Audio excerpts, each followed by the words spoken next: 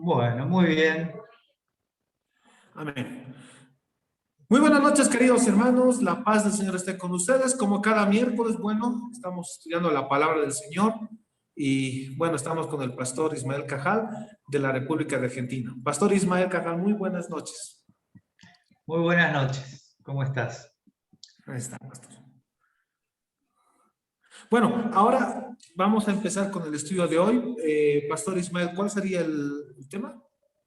Vamos a mostrar cómo es una falacia la manera de interpretar de los pactistas o la escuela reformada y todo eso, que la palabra parusía indica que es un solo evento, el arrebatamiento, la aparición visible de Cristo. Amén. Y Entonces, como, vamos sí. a empezar con la disertación. Bueno, Pastor Ismael, lo escuchamos. Como siempre, 20 minutos de exposición y 10 minutos de preguntas, respuestas o aportes. Perfecto. Bueno, vamos a compartir la pantalla, como tratamos de hacer cada semana. Y por supuesto le vamos a tener que dedicar un tiempo a esta presentación. El hecho de poder hacer preguntas es uno de los aspectos más importantes de nuestras charlas, porque si no, es como escuchar un audio de 2 horas. Para colmo, o sea, aunque paramos y dialogamos, pero es como que son 2 horas. Así nos pasó la semana pasada, no 1 hora y media. Así que bueno, vamos a tratar de, en cuanto esto nos dé permiso, de empezar nuestro tema.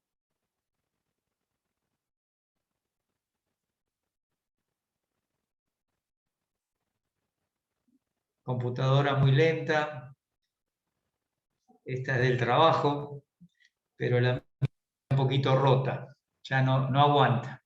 Bueno, estas son las cosas que siempre decimos. Bienvenidos, si tiene preguntas, se las puede pasar al pastor Nelson o la pueden mandar a este email o a este WhatsApp. Y por supuesto, motivarlos a que traten de sacarse las dudas. Esto es una inversión de tiempo que el pastor y el equipo están tratando para que todos aprendamos.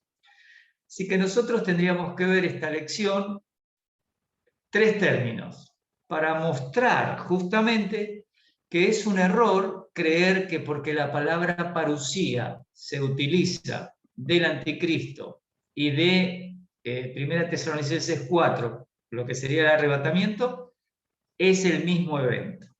Si bien hay cerca de 30 palabras para hablar de la venida de algo o la llegada de algo, la presencia de alguien, estas 3 son las más importantes.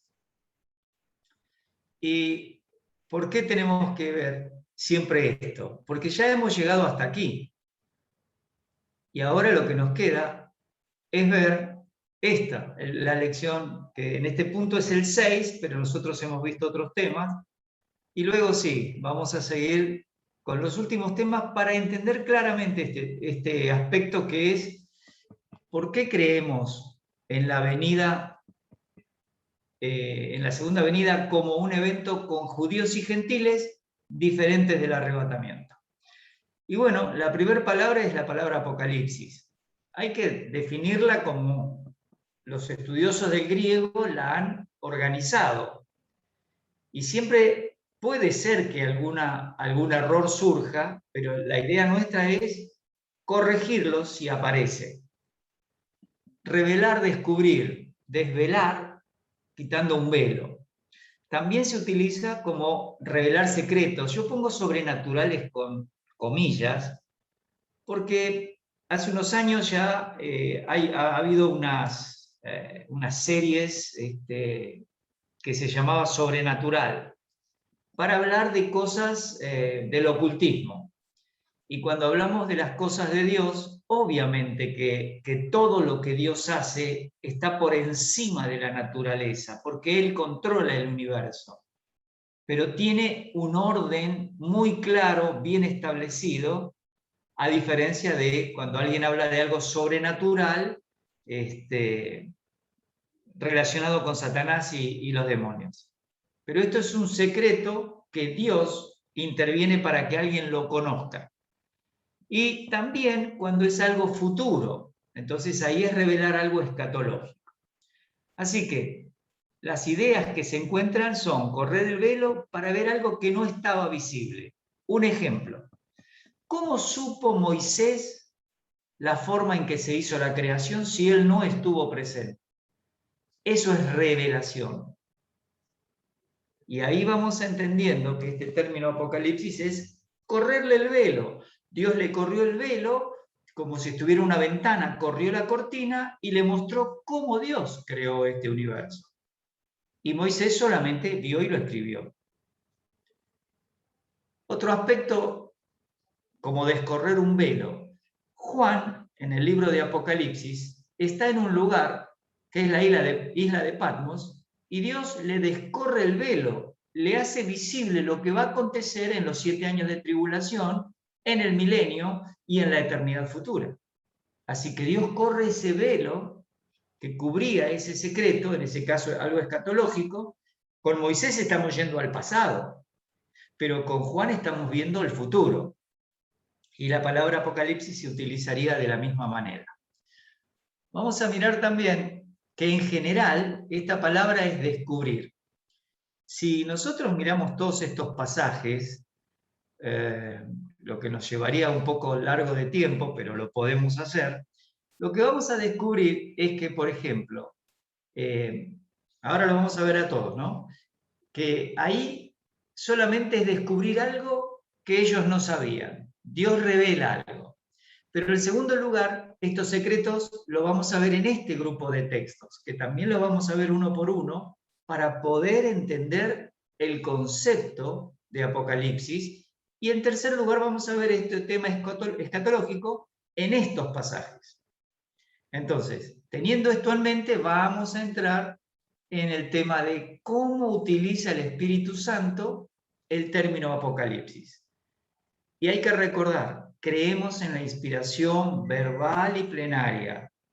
Creemos en la inerrancia de la Escritura, en sus originales, obviamente. Pero cuando hay algún cambio colocado por la mano humana o por el copista, también comparamos las diferentes versiones de manuscritos tratando de darnos una idea de cómo podría haber sido el original. Y ese es un trabajo muy complejo, pero que hay que hacerlo si uno quiere explicar las verdades bíblicas sin errores. Bien, vamos al punto 1, generar, revelar o descubrir. Mateo 10:26. El Señor los está enviando para hacer un ministerio a los 12 y les dice, no los temáis, hablando de la persecución que le iban a hacer los fariseos, porque nada hay encubierto que no haya de ser manifestado. Ahí la palabra es Apocalipsis, ni oculto que no haya de saberse. Es decir, aquellas intenciones malvadas de las personas que se decían piadosas en Israel, esto iba a ser un día manifestado, revelado, descubierto. Lo mismo con Lucas 2:35, acá está María, se presenta con Simeón, y resulta que de repente Simeón le cuenta que este niño es la esperanza de Israel, pero le dice a María, una espada traspasará tu misma alma.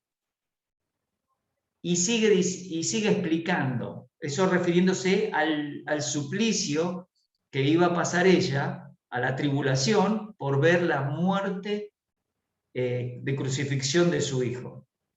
Y entonces dice que él estaba puesto para levantamiento y para caída de muchos en Israel, para que sean revelados, Apocalipsis, corrido el velo, los pensamientos de muchos corazones. Y justamente cuando los fariseos crucifican al Señor, ya en el capítulo 12 de Mateo, deciden hacerlo, y eso mostró cómo era el corazón de ellos. Pero vemos corazones diferentes. Vamos a ver el corazón de María cuando rompe el vaso de alabastro sobre sus pies y su cabeza. Vamos a encontrar a un personaje como Simeón, Ana, vamos a encontrar a Nicodemo. todos personajes que tenían un corazón que a nosotros nos quedó escrito en la palabra de Dios, que tenían corazones piadosos. En cambio, los fariseos, los saduceos, los escribas, tuvieron corazones realmente endurecidos para darle muerte. Eso Dios ya lo había determinado. Acuérdense de Isaías 6, que era para endurecer los corazones para que sean castigados. Y cuando Mateo 13 habla de eso, justamente presenta la misma idea: endurecer a esos líderes judíos. En Lucas 12 repite Mateo 10 en el mandamiento de ir a predicar el reino de los cielos se ha acercado. No es la iglesia, acuérdense. El Señor Jesucristo no vino a establecer la iglesia en su ministerio terrenal, sino que la iglesia es producto de su muerte, sepultura, resurrección. Y se forma a partir de Pentecostés porque el Espíritu Santo hace morada en cada creyente. Hasta este momento nadie había tenido morada del Espíritu. Había tenido en el Antiguo Testamento, por ejemplo, en el caso de David, en el caso de cualquier otro, como Sansón, el Espíritu de Dios venía sobre la persona, le hacía hacer una tarea y luego se iba. Lo tenemos en el caso del rey Saúl, que profetiza y todo, y después el Espíritu lo deja. Hay muchos ejemplos así en el Antiguo Testamento. Podemos hablar de Besaleel y Aholiab, que fueron separados para construir el tabernáculo y todos los elementos. Pero después de esa tarea el Espíritu los dejaba. En cambio, en el creyente, el Espíritu queda en tu vida por la eternidad. Por eso dice Efesios 4:30 y Efesios 1:13 y 14, sellados con el Espíritu Santo de la promesa hasta el día de la redención, cuando tu cuerpo y tu alma y tu espíritu estén unidos en la presencia de Dios para toda la eternidad.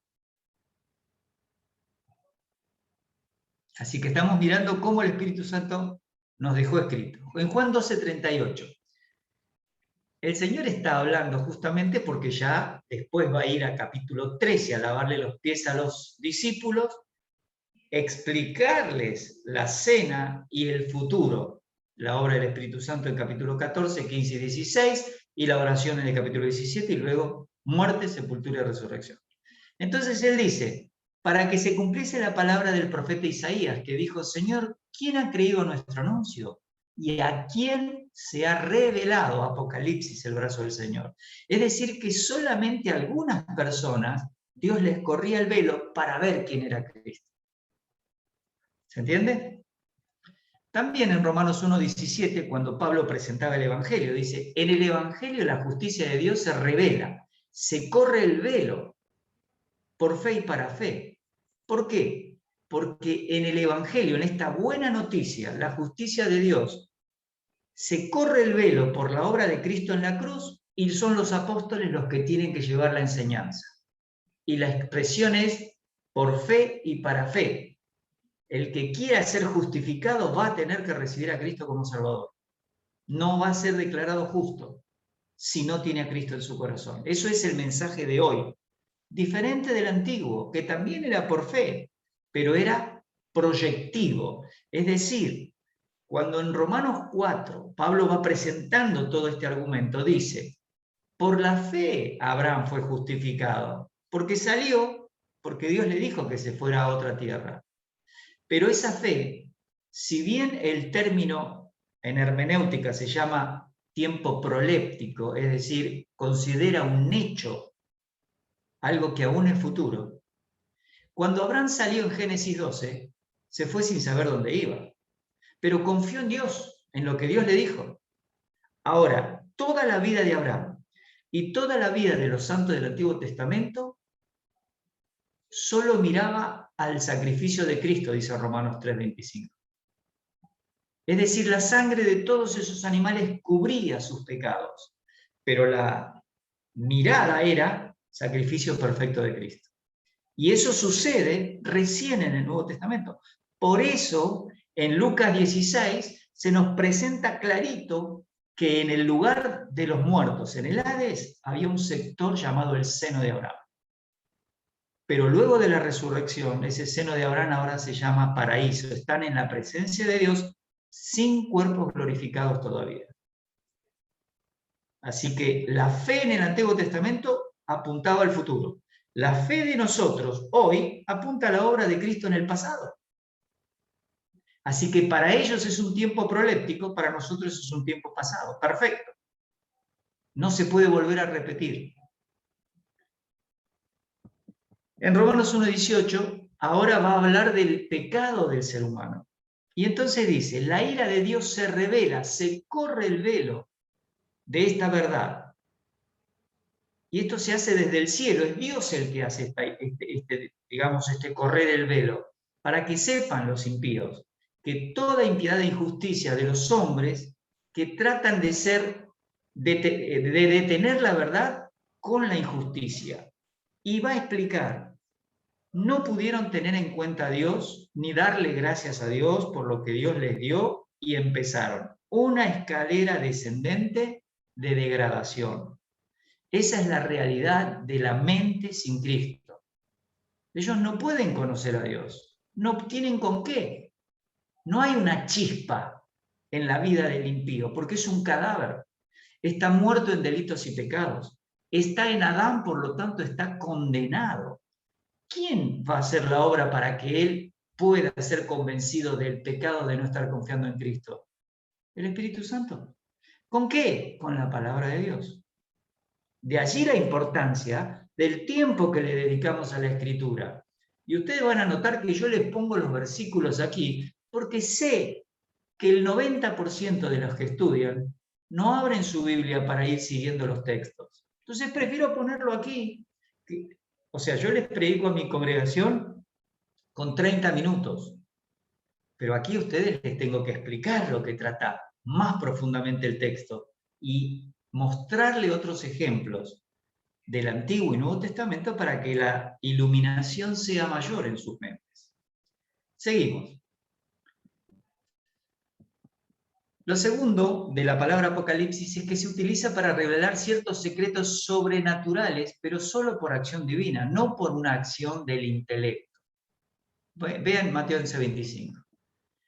Vuelven los discípulos de estar predicando y entonces dice el Señor, explicándole, dice, en aquel tiempo respondiendo Jesús dijo, te alabo, Padre del Señor del cielo y de la tierra, porque escondiste estas cosas. ¿Qué cosas? Que el reino de los cielos se había acercado, que el Señor Jesucristo era Dios y era el Mesías. Escondiste estas cosas de los sabios de Israel, los entendidos de Israel, estos fariseos que ya estaban decidiendo matarlo. Y las revelaste, le corriste el velo, ¿sabes a quién? A los niños, a los que actúan como niños, a los que confían en lo que yo digo. Por eso lo seguían multitudes. Porque él estaba diciéndoles, el reino de los cielos se ha acercado. Si esta nación, si este pueblo, como dice Juan 1, a los suyos vino, si este pueblo me recibe, cree que soy el Mesías, que soy Dios, entonces yo, con todas las pruebas que le había dado, voy a establecer el reino milenial. Pero lo rechazaron, no estuvieron dispuestos. Son como los labradores de la viña de Mateo 20, ¿se acuerdan? Que alquilan una viña de alguien que se va lejos a recibir un reino y entonces manda a cobrar a sus siervos y los matan, los golpean, no les pagan. Y un día dice, bueno, voy a mandar a mi hijo.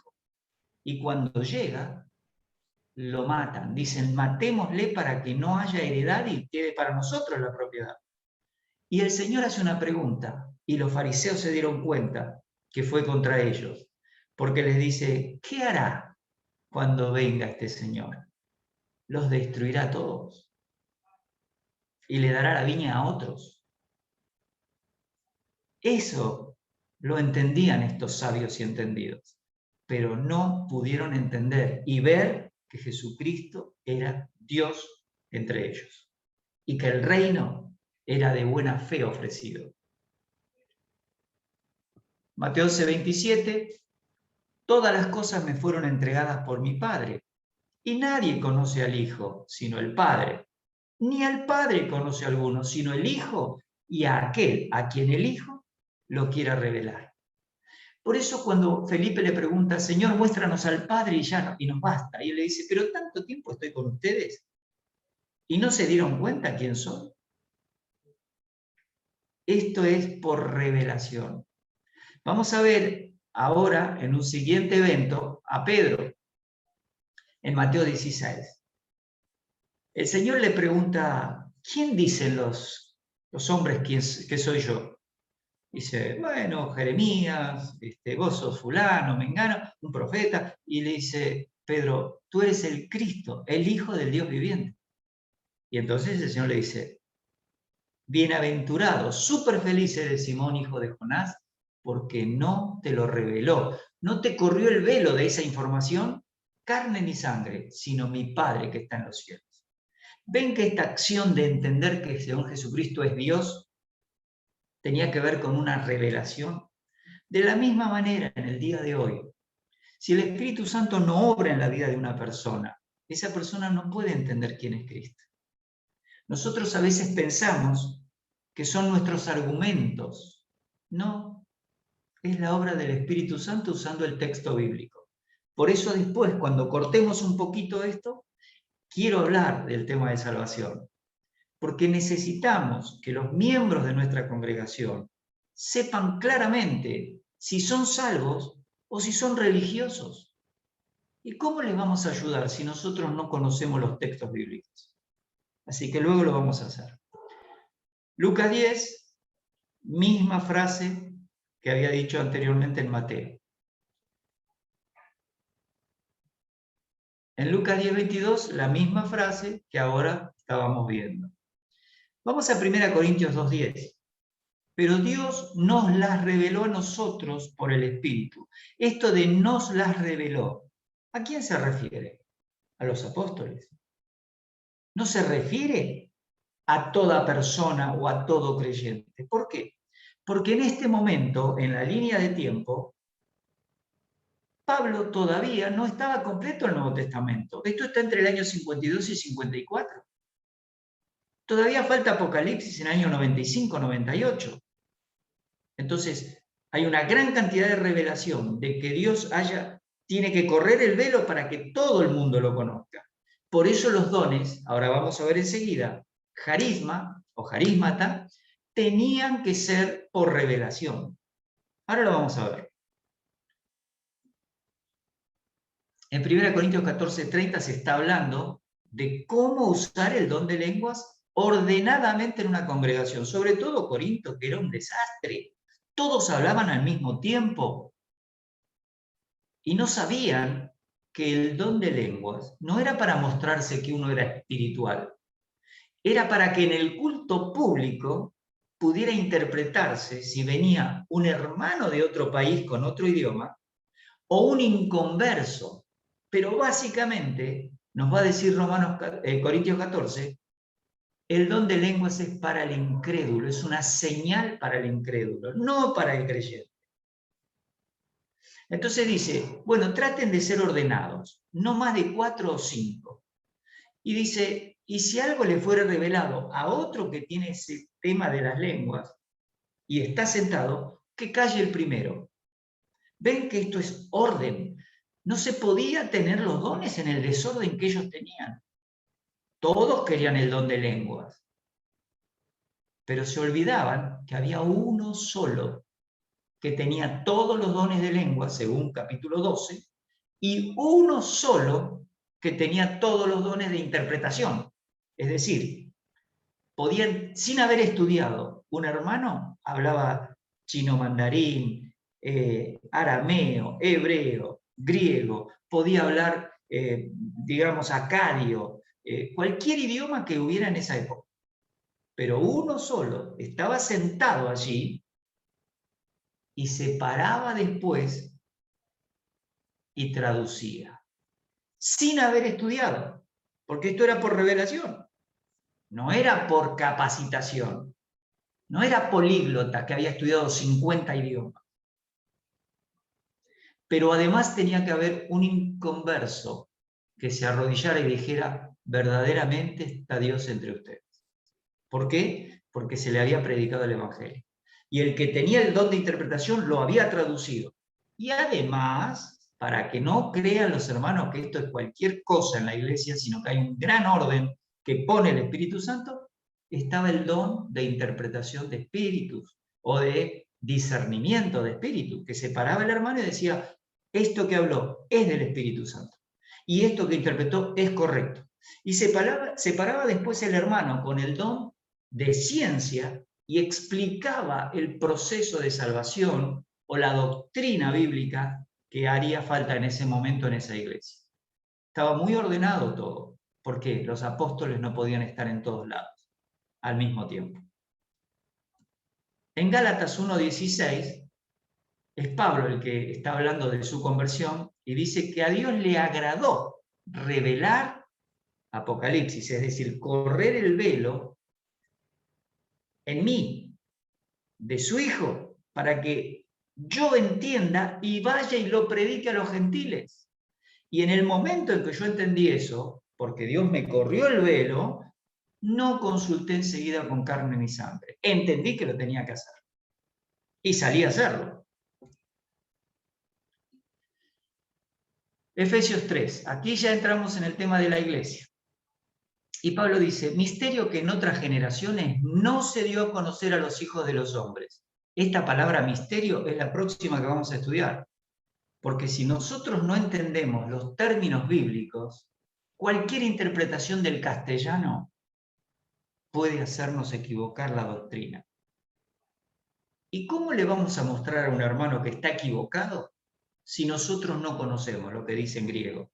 No conocemos el hebreo. Bueno, es muy difícil, pero no es difícil si los hermanos que podemos estudiar un poquito mejor o más profundamente por la bendición del Señor, lo compartimos. Por eso compartimos la escritura. Por eso el pastor se toma el tiempo y dice, bueno, pastor, tenemos que estudiar, nuestras iglesias necesitan estar firmes en la fe, sostener la fe que fue una vez dada a los santos, pasar esa antorcha fielmente. Y eso es lo que estamos tratando de hacer. Este misterio que en otras generaciones no se dio a conocer a los hijos de los hombres, Pablo dice, como ahora es revelado a sus santos apóstoles y profetas por el Espíritu. Dios le corre el velo de esta ignorancia, porque al leer el Antiguo Testamento no sabían nada de la iglesia. Nada de la iglesia, porque el Antiguo Testamento no tiene nada de la iglesia. Solo tiene dos grupos étnicos, judíos y gentiles.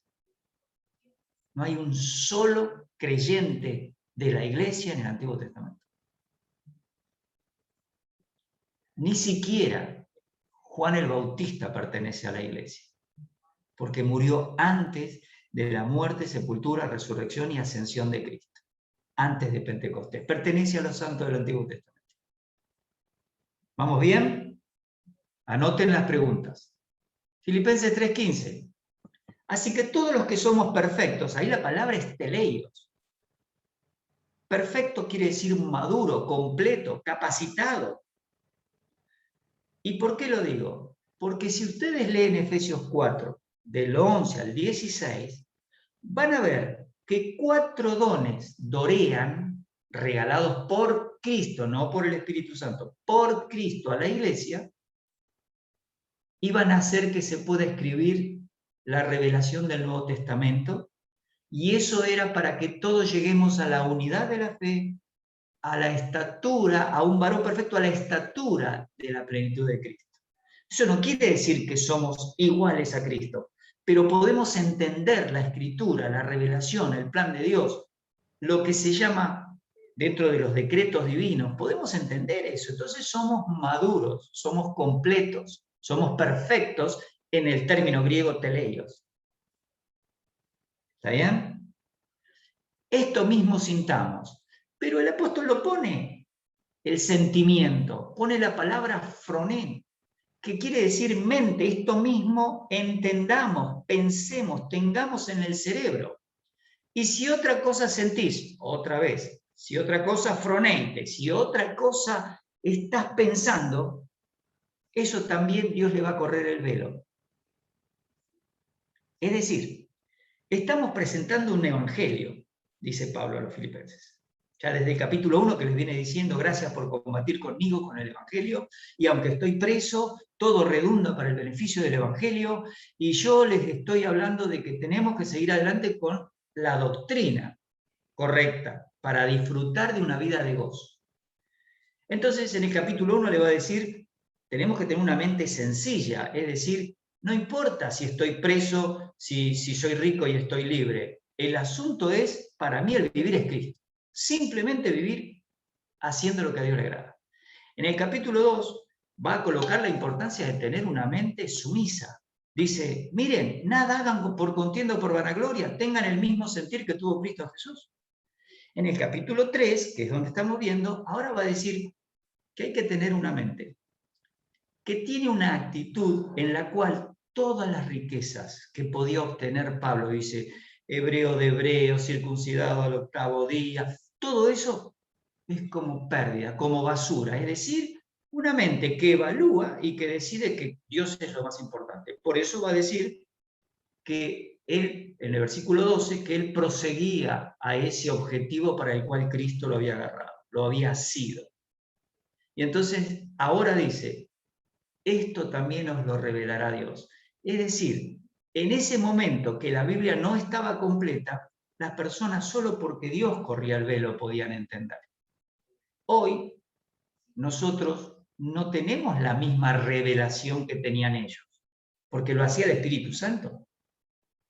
Pero tenemos iluminación, que es la posibilidad de entender la Escritura con la ayuda, puede ser de libros, puede ser de los mensajes del pastor, puede ser por la enseñanza de un hermano, pero de alguna manera, en algún momento, lo que nosotros tenemos es iluminación, ya no revelación, porque se ha completado el canon de los libros que Dios ha decidido que tengamos.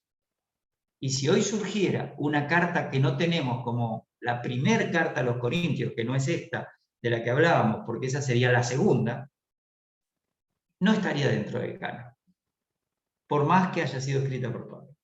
Pero Dios, que preserva su escritura, su palabra, no considero importante que la tengamos. Seguimos. Primera Pedro. A estos, hablando de los santos del Antiguo Testamento, se les reveló esta idea de Apocalipsis, es que Dios corrió el velo y les dijo, ustedes están escribiendo cosas que tienen que ver con el futuro. Así que no es para ustedes esto que están escribiendo, sino para nosotros, dice Pedro. Y estas personas administraban la palabra diaconía, es decir, un servicio por amor. Acuérdense que en el Antiguo Testamento, un judío que se empobrecía iba a trabajar con otro judío por 7 años. 6 años trabajaba y al 7º quedaba libre. Pero imagínense que ese judío estaba tan contento con ese amo que tenía, que lo trataba bien, que le daba todas las cosas que la ley marcaba, y además, cuando él se va, le va a dar un dinero para que se vaya y pueda vivir sin ser siervo. Entonces resulta que él decía, no me quiero ir, porque ahora vos me permitiste casarme con otra persona, tengo hijos y vivo acá, no, me quiero quedar acá. Entonces el amo tenía que llevarlo a la puerta de la ciudad, delante de los ancianos, y hacerle un agujero en la oreja, y eso significaba que él era un dulos, un esclavo por amor. Ahora no estaba en la casa de ese amo porque tuvo necesidad, hambre, había perdido todo. Ahora estaba porque amaba a ese amo y porque le daba todo. Esa es la idea de la palabra que se esconde detrás de diácono. Un esclavo por amor, uno que hace un servicio, pero en este caso, por lo que nos enseña el libro de Éxodo, por amor. Así que estas personas que estaban haciendo esta administración de las profecías, de las verdades bíblicas, dice que estas cosas que son anunciadas por los que os han predicado el Evangelio por el Espíritu Santo, es decir, Pedro le dice, a ustedes les predicó el Evangelio un grupo de apóstoles, ¿sí? Y por el Espíritu que fue enviado del cielo, pero estas cosas que ellos le están hablando, que te están anunciando, algunas sí estaban anunciadas. Por ejemplo, Isaías 53. En el evangelio que le presentaban le decían que Cristo había muerto por sus pecados conforme a las Escrituras, 1 Corintios 15, que había resucitado conforme a las Escrituras, y el que le recibe tiene vida eterna. Bueno, esa verdad de la obra de Cristo por los pecados estaba en Isaías 53, pero no la iglesia. ¿Se entiende lo que estoy diciendo? La Biblia es tan coherente y es tan armoniosa que no nos deja hacer lo que queremos con ella, sino que nos va guiando para que veamos esto. Así que también era una revelación, un correr el velo a los santos del Antiguo Testamento cuando escribían ciertos temas de la cristología. Cuando hablan del ángel de Jehová, que recibe adoración en el libro de los jueces, cuando Manoa se le anuncia que van a ser Sansón y ofrece una adoración, y el ángel sube en la llama. Ese ángel de Jehová, ese que acampaba alrededor de los que le temen y los defendía, es el Señor Jesucristo. Por eso el ángel de Jehová no aparece más después de la encarnación. Así que estos son temas que vamos mechando para que ustedes puedan ir teniendo en cuenta. Y tercero, y acá vamos a parar, sería revelar un evento escatológico. Son pocos textos. En Lucas 17:30 está hablando de cómo va a ser la manifestación del Señor Jesucristo al final de la tribulación. Por eso dice, así será el día en que el Hijo del Hombre se manifieste, se corra el velo y ustedes lo vean, tal cual es, con poder y gran gloria. En Romanos 8:18, ahora se nos especifica algo para la vida de un apóstol como el creyente, que extiende esta información. Dice, tengo por cierto que las aflicciones del tiempo presente no son comparables con la gloria venidera que en nosotros, ahí el apóstol, habla de todo el grupo de creyentes. Porque no está hablando solo de los apóstoles, sino que a todo creyente se le va a dar en la gloria venidera una manifestación. Se va a correr un velo de información y vamos a vernos de la manera en que Dios nos ve. En 1 Corintios 3:13, del 3:11 al 3:17, este es un pasaje que quizá alguna vez lo comenté, pero ahora lo voy a tratar de explicar más. Corintios se divide en dos partes, del 1 al 6, del 7 al 16. En la primera parte, Pablo fue informado por los de Cloé de algunos pecados en Corinto. Divisiones, carnalidades, uno tenía la mujer de su padre por esposa, el otro pleiteaba y llevaba al hermano a juicio ante los tribunales. Bueno, una discusión que entre esa iglesia uno la mira y dice, ¿por qué dijo en el capítulo 1 que eran santos y que estaban perfectos en Cristo y que habían sido llamados a la comunión si son unos carnales? Porque estar en Cristo hace la diferencia entre el inconverso que está en Adán y está perdido, aunque tenga una sola mentira en toda su vida, y un creyente que está en Cristo, que está perdonado, redimido, justificado, adoptado, santificado, glorificado. Ese puede mentir, y no debería mentir, porque la orden de Efesios 4 es que no lo tiene que seguir haciendo. Sin embargo, ese va a estar en el cielo. ¿Y por qué? Por la gracia de Dios, no es por otra cosa. Pero toda esa gente, ese creyente nuevo, ese creyente carnal, ese creyente espiritual, tenía que recordar que cuando él enseñaba a otra persona, en este caso se está hablando de Pablo, de Pedro, de Apolos, en este caso dice, miren, el fundamento es Cristo. Nadie puede poner otro fundamento. Y en el versículo 6 dice, y si sobre ese fundamento nosotros sobreedificamos, y entonces explica que podemos sobreedificar a un creyente con oro, plata, piedras preciosas, escritura bien interpretada, doctrina correcta, o con madera, heno y hojarasca, escritura tomada al que me importa. No sé lo que Dios dijo, pero digo lo que siento. No. Si vas a decir algo de la palabra de Dios, tiene que ser lo que Dios dijo. Y tenés que estudiarlo. Si no lo haces, no vas a ser inocente. Vas a estar edificando a esos creyentes con madera, heno y hojarasca. Entonces, dice que el día el día de Cristo, dice, la obra de cada uno se hará manifiesta. La palabra, fanero, tiene que ver con mostrar. Va a ser mostrada. Fíjate que no es Apocalipsis aquí, es manifestada, como que sale luz de eso que estaba oculto, ¿no?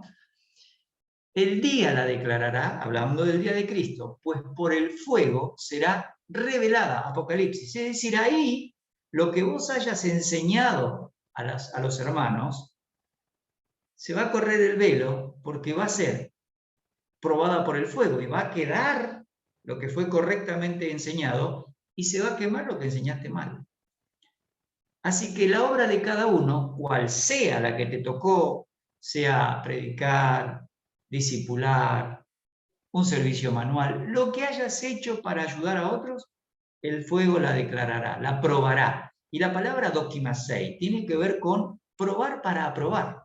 Es decir, que esto que el fuego va a hacer de tu enseñanza, de tu vida cristiana, de las obras, es probar para aprobar. ¿Y cómo se aprueba si no se quema? Si era oro, plata, piedras preciosas, está bárbaro. Pero el texto sigue, y el texto sigue y dice, si alguno destruyere el templo de Dios, el cual sois vosotros, los creyentes en Corinto, entonces Dios le destruirá a él. Ahora, ¿esto ha servido para que algunos digan, se pierde la salvación? No. El verbo debe ser traducido, si alguien hace de inferior calidad a los creyentes de Corinto, Dios le dará inferior calidad en la eternidad. Porque enseñó mal. No es un juego enseñar. No es, me gusta mostrarme y voy a enseñar porque me gusta que me vean. Enseñar es una responsabilidad asumida delante de Dios de decir, Señor, ayúdame a educar mi conducta, mi vida, mi conocimiento para ayudar a los hermanos a que sean a la medida de la plenitud de la estatura de Cristo. Ese es el objetivo. No tengo otra forma de hacer la tarea y lo tengo que hacer de esta manera. Bien, bien interpretado, bien enseñado. Gálatas 3. Pablo dice, antes que viniese la fe, o sea, cuando estábamos bajo la ley, estábamos confinados, encerrados bajo la ley, pero estábamos encerrados para esta fe que iba a ser revelada, que se iba a correr el velo después de la muerte, sepultura, resurrección de Cristo, y entonces hoy les estamos predicando un evangelio, una buena noticia, que no es igual que la del evangelio del reino, sino que es del reino de los cielos, sino que es del reino de Dios. El reino de Dios contiene todo el universo, absolutamente todo lo visible o invisible. El reino de los cielos es el plan de Dios para los judíos y gentiles en el milenio, y al lado de eso, en el reino de Dios, está la iglesia.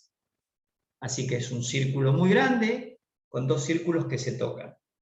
Judíos y gentiles para el milenio y la eternidad, iglesia para la eternidad. A ver si terminamos aquí. Tesalonicenses. Acá hay otra cosa interesante. Se habla del anticristo. Dice, nadie os engaña en ninguna manera, porque el día del Señor, no de Cristo, no vendrá sin que antes venga la apostasía, no la que vivimos hoy, porque siempre hubo apostasía en el Antiguo Testamento, en el Nuevo, sino la apostasía organizada de tal manera que va a querer adorar al anticristo y va a rechazar a Dios.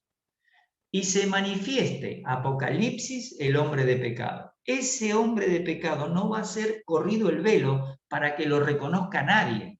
Y la gente no lo va a reconocer como el hombre de pecado, sino como el liberador, como el Dios que necesitaban. Sin embargo, Dios dice, el hijo de perdición.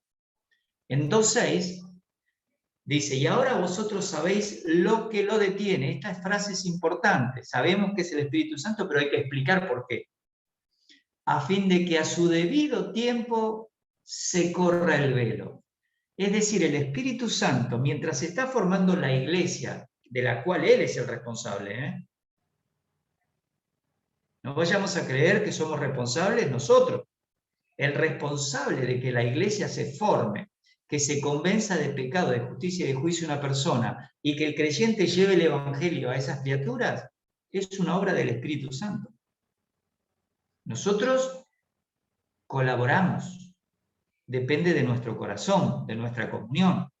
Podemos negarnos, podemos hacerlo de buena voluntad, dice Pablo, pero tengo la comisión encomendada. Así que este Espíritu Santo, hasta que se convierta el último que está elegido, necesita detener este proceso.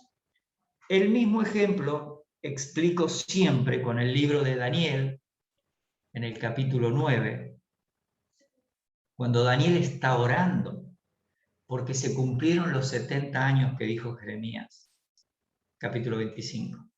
Está ahí Daniel orando y dice, Señor, hemos pecado. Está hablando del pueblo de Israel, él es parte de Israel. Yo en la iglesia local no puedo tener esa oración. Porque yo no puedo decir, Señor, hemos pecado, porque yo no soy un intercesor válido de una nación o de una iglesia, porque es un pueblo santo la iglesia. Yo soy responsable de mi propio pecado.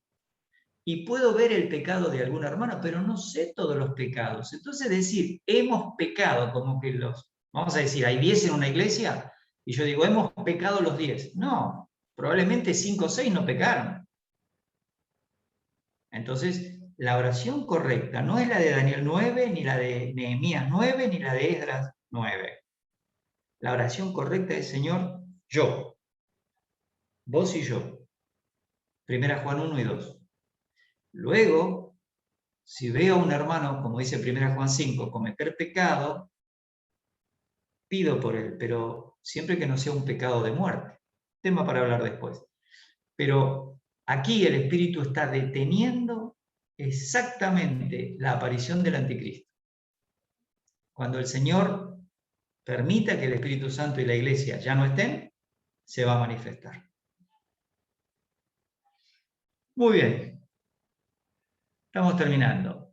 Este versículo es muy interesante porque dice, entonces se manifestará, Apocalipsis, aquel inicuo a quien el Señor matará con el espíritu de su boca y destruirá con el resplandor, epifanía, de su venida, parusía. La parusía propia, parusías autor. Es decir, fíjense cómo Apocalipsis, Epifanía y Parusía aparecen. Por eso les decía, estas son las más importantes, tenemos que ver de qué se trata cada uno. Y 1 Pedro, cuando le dice a los creyentes, que van pasando a veces por pruebas, cuando es necesario, ¿no es cierto? Dice, sois guardados por el poder de Dios mediante la fe. En el momento de recibir a Cristo, ya somos guardados para siempre por el poder de Dios. Y somos guardados porque tenemos que alcanzar la salvación que está preparada para ser revelada, Apocalipsis, manifestada en el tiempo postrero. Es decir, el creyente cuando recibe a Cristo es salvo por la eternidad. Pero toda su vida cristiana hasta que muere, o el Señor nos venga a buscar, Él está esperando ese momento donde va a disfrutar plenamente de lo que Dios le prometió. El día que le dio la fe para creer. Porque esa fe que tenemos es la que nos regaló Dios. Ni siquiera es nuestra. Así que, cerrando 1 Pedro 5.1, dice, ruego a los ancianos que están entre vosotros, yo anciano también con ellos. La palabra anciano, pastor, obispo, es la misma persona en diferentes aspectos de su ministerio. Cuando se habla de anciano, se habla de la seriedad, la madurez que tiene para el cargo. Cuando utiliza obispo, habla que el que mira por encima, el sobrevedor, el episcopo. Y cuando habla de pastor, es del que alimenta y cuida el rebaño. Así que son aspectos de la misma persona en cuanto a la tarea que realiza para con los creyentes. Y testigo, dice, yo anciano también con ellos, y testigo de los padecimientos de Cristo, que soy también participante de la gloria que será Apocalipsis. Corrido el velo. Un día, todos nosotros, los ancianos, nos vamos a poner delante del Señor y vamos a ver su gloria. Se va a correr el velo, lo vamos a ver con toda su gloria. Pero vamos a hacerlo en el arrebatamiento. Antes no. Bien. Como ahora nos tocaría Epifanía, paramos. Yo no tengo reloj para controlarme, así que les pido que ustedes me vayan marcando. ¿Alguna pregunta, hermanos? ¿Algún aporte?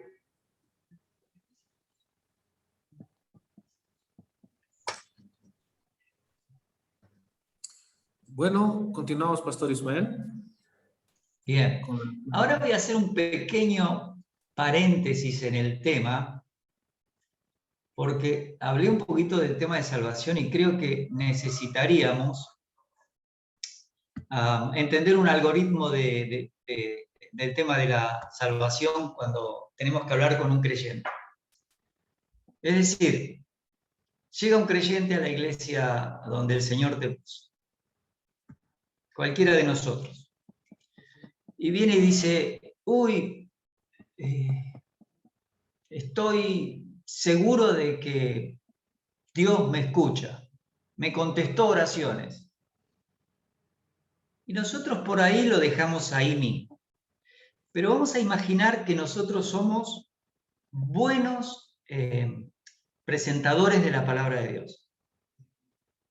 Y nos interesaría saber si ese hermano que viene de una iglesia adventista, viene de un grupo mormón, viene de un grupo X, no importa la denominación.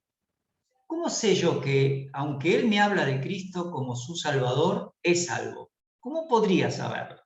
Entonces armamos un algoritmo para poder asegurar la salvación, ya sea que le hayamos predicado nosotros a esa persona o lo haya hecho otra persona. Estas son preguntas que todo creyente, voy a minimizar esto, que todo creyente tiene que conocer, porque le tiene que asegurar a ese nuevo hermano el conocimiento correcto de lo que es la salvación. Entonces, el temario sería graficar cómo es el tema de salvación, exponer un plan simple, fácil para usar, por si no escuchó bien el Evangelio, no lo entendió. El pastor Nelson decía cuando habla de los temas de ecumenismo, que les recomiendo escuchar, que tiene mucha información del catolicismo y de todos estos grupos ecuménicos, muchas veces la gente no entendió bien el tema de salvación. A veces en una congregación, ustedes saben, el pastor dice, ¿quién quiere ser amigo de Jesús? ¿O quién quiere que Dios perdone sus pecados? Y la persona levanta la mano por ahí. Y por ahí, el que presentó ese llamado dice, amén, y ya creen que es salvo. Y probablemente no entendió. Tenemos que explicar qué tiene que creer una persona para tener la seguridad de la vida eterna. Un modelo de oración. Hay mucha discusión, no hay que orar, no se preocupen. Cuando ustedes van a pescar y tiran el anzuelo, ¿no sacan más el anzuelo para ver si pescaron algo? Bueno, la oración a nosotros nos ayuda a entender que la persona hace un acuerdo con Dios de recibirle como Salvador. Por eso tenemos que tener algo que nos ayude a asegurarle a Él que la oración que ha hecho fue oída por Dios. Y siempre digo lo mismo. Vas a comer algo en un restaurante o en un bar. ¿Querés tomar algo? ¿Le decís tráigame algo para tomar? Si vos querés una Coca-Cola y el mozo te trae té, ¿te da lo mismo? Es probable que no. Pero ¿quién estuvo equivocado? Vos, que pensás que el mozo es adivino, que va a traerte lo que vos querés. No, vos le tenés que decir, necesito que me traiga una Coca-Cola y te trae una Coca-Cola. Si no tiene, te dice, no tengo Pepsi. Bueno, recibir a Cristo es igual que un casamiento. Tenés que decir que sí, no podés decir, y yo creo que podría. La jueza te va a decir, ¿lo recibe o no lo recibe como esposo o como esposa? Bueno, la oración es que él sepa qué está diciendo. ¿Y cómo confirmar la seguridad de salvación? Y vamos a ver 3 razones bíblicas para afirmar que las personas tienen seguridad de salvación. Así que, lo primero que vamos a ver es un gráfico. Imaginemos que este es el mundo y el mundo está lleno de personas, habitantes que según Romanos 5 están en Adán. Ya les expliqué que estar en Adán significa estar condenados. Esas personas que están en Adán solo tienen un lugar, es el lago de fuego y azufre. Van a compartir con el diablo la eternidad. Después del juicio del gran trono blanco, no hay otro lugar para ellos. Pero en ese lugar donde ellos van a estar, solo podría estar alguien que está en Adán. Pero si alguien le presenta el Evangelio de 1 Corintios 15, que Cristo murió por nuestros pecados conforme a las Escrituras, que fue sepultado y resucitó conforme a las Escrituras, y que si recibe a Cristo como Salvador tiene vida eterna, bueno, entonces podría cambiar su lugar, porque lo llevamos hacia la cruz. Estamos hablando de Cristo, de su obra perfecta. Y su destino, en vez de ser el lago de fuego y azufre, pasaría a ser el cielo, o la presencia eterna de Dios. Porque Juan 1, 12 y 13 le dice que mas a todos los que le recibieron, a los que creen en su nombre, les dio potestad, derecho, autoridad de ser hechos hijos de Dios, los cuales no son engendrados de sangre, ni de carne, ni de voluntad de varón, sino de Dios. Eso es el nuevo nacimiento, esto es el recibir a Cristo como Salvador. Y por supuesto, Juan 14,6 dice, no hay otro camino, yo soy el camino y la verdad y la vida, nadie viene al Padre sino por mí. Le tenemos que explicar a la persona que no es porque él sintió un fervor, lloró cuando escuchó al pastor predicar, cuando él te contesta que fue creyente de chiquito, que fue bautizado cuando era un bebé y que siempre creyó en Dios. Nosotros no nos detenemos en eso, lo tenemos que guiar a entender este plan de salvación. Y por supuesto, Juan 20, 30 y 31, porque dice que estas se han escrito para que creáis que Jesús es el Cristo, el Hijo de Dios, y para que creyendo ustedes sepan que tienen vida eterna en su nombre. Hay vida eterna en el individuo que está en Adán, pero es en el lago de fuego. Pero hay vida eterna si recibe a Cristo, pero en el cielo. Y eso nos deja a 2 grupos de personas que van a ir al cielo. Los salvos en Cristo se dividen en carnales, es decir, personas que han entendido el Evangelio, han recibido a Cristo como Salvador, pero son muy lentos para madurar y se conducen a veces hasta como inconversos. Lean 1 Corintios 3 y van a darse cuenta que celos, contiendas y disensiones forman parte de la carnalidad de los creyentes. Y si leen Hebreos 5, se van a dar cuenta que son los que, debiendo ser maestros, tienen necesidad otra vez de las cosas elementales. Y los espirituales, los teleioi, que son los que tienen madurez, conocimiento y pueden disfrutar de la vida cristiana y manejarse conforme a la voluntad de Dios. Eso lo tenemos que tener bien definido. La salvación es específicamente esto que estoy mostrando. Ahora, ¿cómo presento un plan simple de salvación? Nosotros siempre les decimos a los creyentes que pinten 4 versículos en el Evangelio de Juan para poder presentar la salvación. El paso 1 es el amor de Dios y usamos Juan 3,16. De tal manera amó Dios al mundo que ha dado a su Hijo unigénito para que todo aquel que en él cree no se pierda, mas tenga vida eterna. Lo tenés que tener pintado, porque es la palabra de Dios la que va a generar la convicción de pecado, de justicia y de juicio. El Espíritu Santo usa la palabra. Si yo le cuento que Dios me sanó, que me prosperó, que me sacó de la droga, no estoy hablando del plan de salvación, estoy hablando de lo que hizo en mí, pero lo que hizo en mí no salva a nadie. Tengo que mostrar estos pasos. El segundo es el camino de Dios. Juan 14,6, que ya lo hemos citado.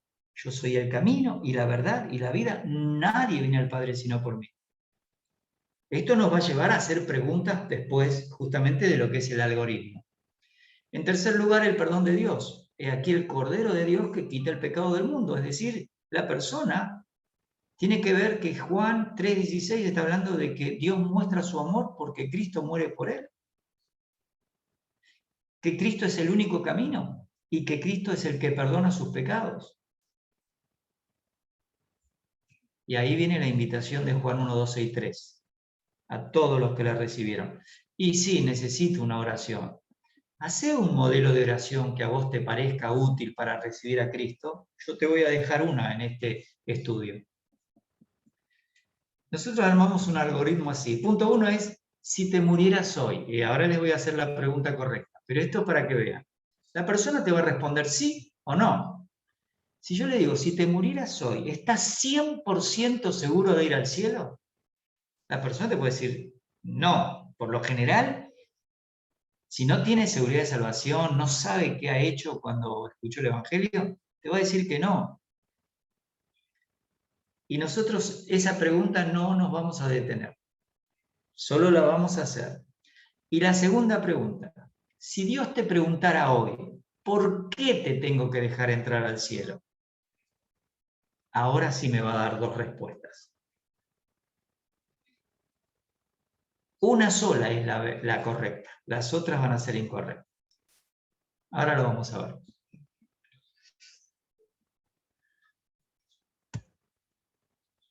Las dos preguntas serían, si te murieras en este instante, sin tiempo para confesar, nada, ¿no? Ni siquiera para decirle perdón a Dios. ¿100% seguro de ir a la presencia de Dios? ¿Sí o no? Ustedes esta pregunta, si se la hacen ustedes mismos, ¿están 100% seguros de ir a la presencia de Dios? Imaginemos que haces algo grave, matás a una persona, enojado porque estás manejando el coche o estás haciendo algo, no importa la situación, lo matás y te morís en el instante. No tenés tiempo ni de hablar con Dios, ni pedir perdón, nada. ¿100% seguro de ir a la presencia de Dios? Y ahora sí la segunda pregunta. Si en las puertas del cielo Dios te pregunta, ¿por qué tengo que dejarte estar en mi presencia? ¿Cuál es la respuesta? Hay una sola respuesta bíblica. Si leíste los 4 pasos importantes que te dejé, es Juan 1:12. Mas a todos los que le recibieron, a los que creen en su nombre. Pero la persona todavía no tiene ese plan de salvación. Vos estás tratando de averiguar este nuevo creyente si está seguro de ir a la presencia de Dios. Entonces, a la pregunta 1 y 2, nosotros vamos a tener 3 preguntas para la 2. La 1, no le prestamos mucha atención porque casi siempre te dicen que no están 100% seguros. Pero si te dice que sí, le haces la pregunta 2. ¿Por qué? Y él te puede contestar, bueno, porque yo creo en Dios. O yo recibí a Cristo. Entonces la pregunta va a ser, ¿cuándo lo recibiste? ¿Cómo lo recibiste? Y si estás seguro que si te murieras, le vas a contestar a Dios Juan 1, 2 y 3. Si no tienes esa seguridad, presentamos el plan de salvación con la oración. ¿Se entiende por qué armamos esto? Miren por qué. Pregunta de confirmación. ¿Se asegura? ¿Recordás cuándo fue? Si no recuerda cuándo fue, ¿recordás qué le dijiste a Dios ese día? Si no recuerdas lo que dijo, ¿te gustaría estar seguro de cómo se recibe a Cristo? ¿Por qué lo llevo por este caminito que termina en el plan de salvación? Porque puede ser que haya recibido a Cristo, pero no recuerda cuándo fue. Bueno, ponele que no te acuerdes, más o menos tenés que tener una idea, 3 años, 5 años, 10 años, 5 días, 20 días. Pero ¿qué le dijiste a Dios? Esta es la oración que Él tiene que haber hecho. Sí, yo le dije a Dios que me sane y que cuide mi familia y que me dé un trabajo y que me prospere. No, eso no es salvación. Eso no es salvación. Porque Juan 1:12 dice a todos los que creen en su nombre que le recibieron. Si no lo recibiste y me dijiste que sí, y ahora me decís que lo que hiciste fue pedirle cosas, eso no es recibir, eso es pedir, pero pedir cosas. No pediste que sea tu Salvador, no pediste que entre en tu corazón, no le dijiste te recibo como mi Salvador. Entonces le tengo que explicar el plan de salvación. Y ahí presentamos, por supuesto, con una oración para que él después ya recuerde el día que recibió a Cristo y qué le dijo a Dios en ese día. Alguien podría objetar, pero pastor, esto es demasiado esquematizado, no deja obrar al Espíritu Santo. No, no, no. Estoy usando los textos bíblicos para asegurarme yo que la inversión de tiempo en educarlo cristianamente con la palabra de Dios para que pueda enseñar a otros, lo tengo que hacer bien. No puedo quedarme con la duda. Y la verdad es que yo siempre hago esto con todos los que conozco. No porque dudo de ellos, sino porque no sé qué es lo que él escuchó. Y me quiero asegurar que escuchó el mensaje del Evangelio correctamente. Entonces, ¿qué tiene que tener esta persona en cuenta?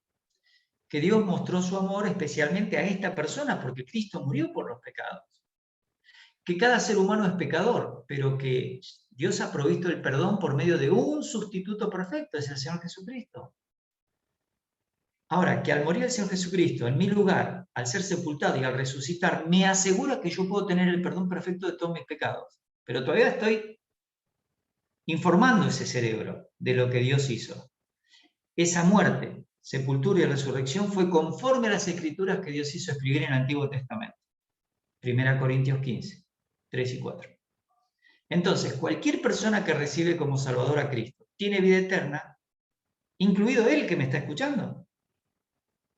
Estas son las cosas que tienen que ser explicadas claramente con esos 4 versículos que estuvimos viendo. El modelo de oración tendría que ser: Señor Dios, reconozco que soy pecador y que debido a ello, a mi pecado, estoy separado eternamente de ti. Y sé que nada de lo que haga puede salvarme. Y también sé que no hay otro camino para ir al cielo aparte del Señor Jesucristo. Está hablando con el Padre de la obra de Cristo.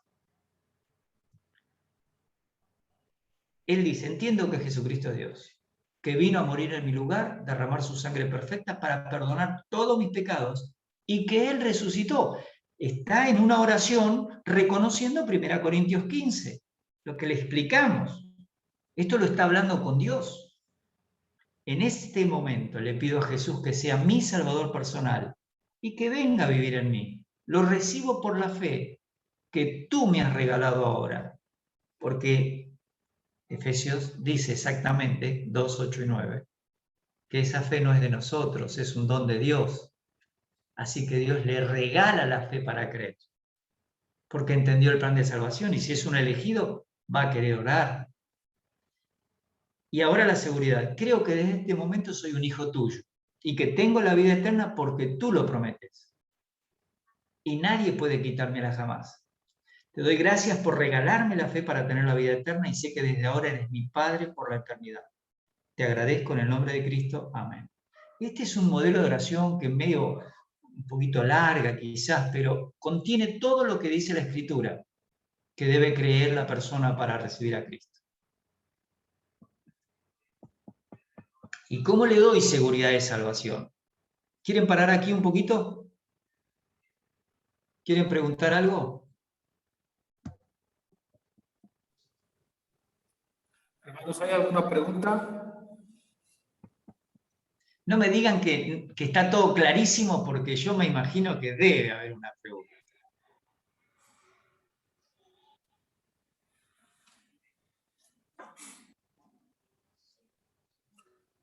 Bueno, creo que está Silencio. todo claro. Yo voy a tener que pensar que se conectan y duermen, porque nadie pregunta. Bueno, hay una pregunta en el chat. Sí, ¿Alguna pregunta, hermanos? En el chat, por favor, hermana Ana, ¿me puede ayudar en esa parte? No, no, pastor, no hay preguntas. Ah, vi un 1.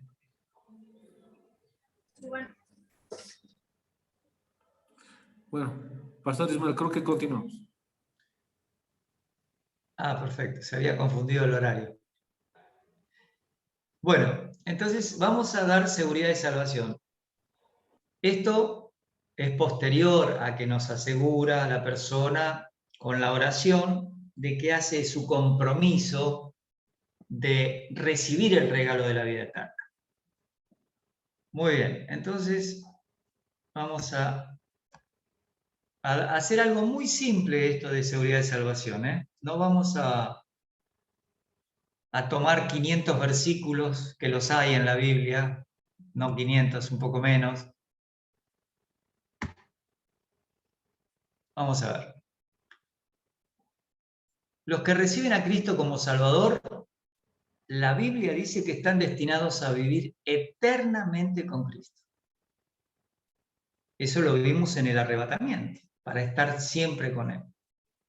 Juan 5:24 dice, de cierto os digo, el que oye mi palabra y cree al que me envió, tiene. ¿Qué tiempo es? ¿Presente, pasado o futuro? Presente. Tiene vida eterna. Desde el momento que recibe, que cree, tiene. Y no vendrá condenación. Una seguridad hacia el futuro. No vendrá. Nunca. Porque ha pasado de muerte a vida.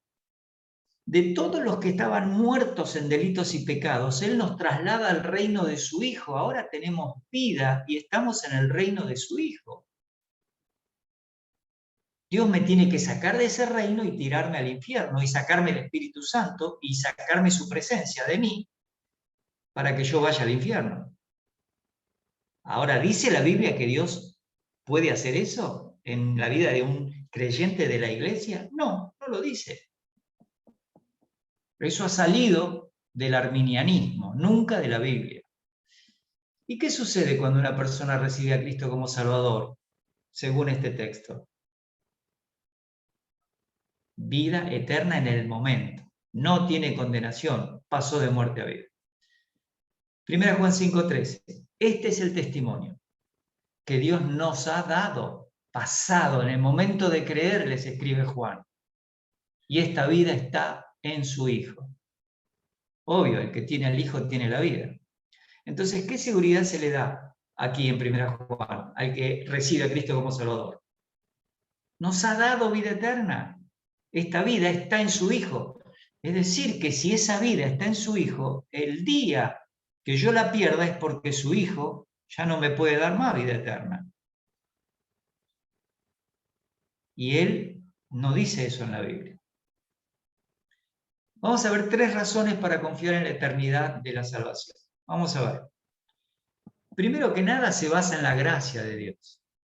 Gracia es un regalo. Entonces, la vida eterna es una dádiva. Así que la gracia es eterna y esta dádiva también es eterna. Fíjense las 3 razones. La obra del Padre. Romanos 8:30. Hay un propósito soberano. A los que antes conoció, ¿se acuerdan el texto? A esto llamó, justificó, glorificó. El propósito soberano de Dios no se puede romper por nada. El poder soberano que nos sostiene, Judas 24, que dice que nos va a presentar ante su gloria con gran alegría. Juan 10, 28 y 29, ustedes por favor léanlo después, dice que estamos en sus manos y Él está en la mano del Padre y nadie puede arrebatarlos de ninguna manera, de ningún modo, por ninguna causa, por ningún motivo, nunca jamás. Es tan enfático el texto en griego que la mente que lo lee en castellano puede captar un poquito, pero aquel que pueda leerlo en griego, que lo puede leer en algún docente de griego que lo enseña, se da cuenta que Dios no puede ser tan tonto de olvidarse una oveja que está en su mano. ¿Alguien cree eso? propósito soberano, poder soberano. Y ahora miremos la obra del Hijo. ¿Qué hizo el Hijo para asegurarme la vida eterna? La muerte. Romanos 8, 33 y 34. Estar en Cristo es estar seguro. Ni la muerte, ni la vida, ni ángeles, ni principados, ni potestades, ni lo presente, ni lo porvenir, nada nos puede separar. En Juan 6, 39 y 40, Él es el que te da la vida eterna. Y para que vos tengas vida eterna, el Padre te arrastró hasta el Señor Jesucristo y te dio la fe. Por lo tanto, tenés vida eterna por la muerte de Cristo. Las oraciones de Cristo en Juan 17 y en 1 Juan 2.1, que son dos tipos de oración que las vamos a desarrollar. Porque el primer aspecto en Juan 17 es la prevención. Él intercede por los que van a creer por la palabra que le van a predicar los apóstoles a partir de la muerte, sepultura y resurrección. Y hay un ministerio de preservación en 1 Juan 2.1, que es la abogacía que hace Cristo cuando el creyente peca. En cambio, el inconverso no tiene nada de eso. No tiene prevención, no tiene preservación. Vamos a ver el aspecto de prevención en Juan 17. En el versículo 15 dice, él está hablando en la oración y dice, de todos los que me diste yo guardé a todos, solo se perdió el hijo de perdición. Pero dice, yo quiero que los guardes del mal. Están en el mundo, pero los guardes del mal. Y el concepto es preventivo. Cristo ora por los futuros creyentes, nosotros somos esos futuros creyentes. Luego, en el versículo 17 dice que por la palabra estamos separados o santificados para Dios. La palabra santificado también se usa cuando éramos inconversos. En 2 Tesalonicenses 2.13 dice que los creyentes de Tesalónica habían sido santificados por el Espíritu Santo, luego les llega el Evangelio, Dios les regala la fe y ellos reciben a Cristo. Y por lo tanto tienen vida eterna. Miren que esto es una obra de Dios.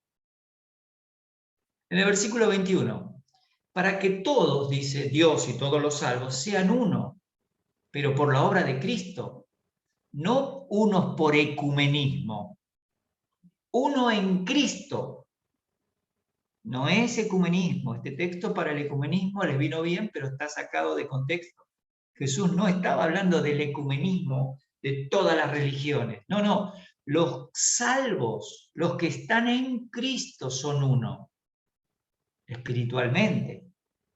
Porque el que está en la China en este momento no es uno conmigo en que estamos juntos haciendo una tarea. Estamos en Cristo. Y Él y yo nos vamos a encontrar un día en la presencia de Dios. Versículo 24. Para que donde yo estoy, ellos también estén.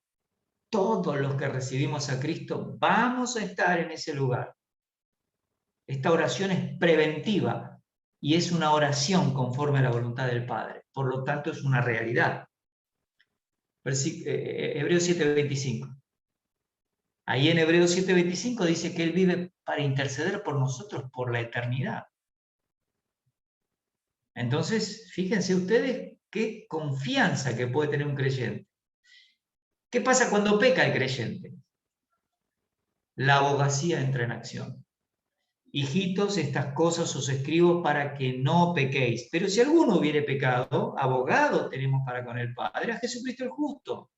Y dice el versículo 2, y Él es la propiciación, no solo por nuestros pecados como creyentes, sino por los de todo el mundo. Tiene poder esa obra en la cruz para que la mirada favorable de Dios esté sobre el creyente y sobre aquel elegido que va a recibir a Cristo, como también de un inconverso, pero con una diferencia. Ese inconverso no puede gozar de la propiciación que provee la cruz, porque está en Adán. Pero la muerte, la obra de Cristo en la cruz, también provee el valor para que Dios sea propicio a esas personas.